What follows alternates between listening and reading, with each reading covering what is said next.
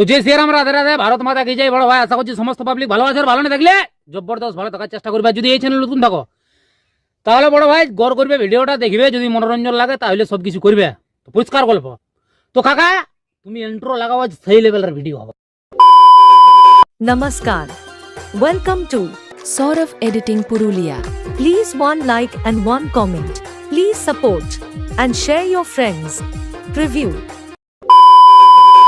एहे रहा नहीं जाता, तड़प ही ऐसी है ना। नहीं नहीं सोके सोके सोके।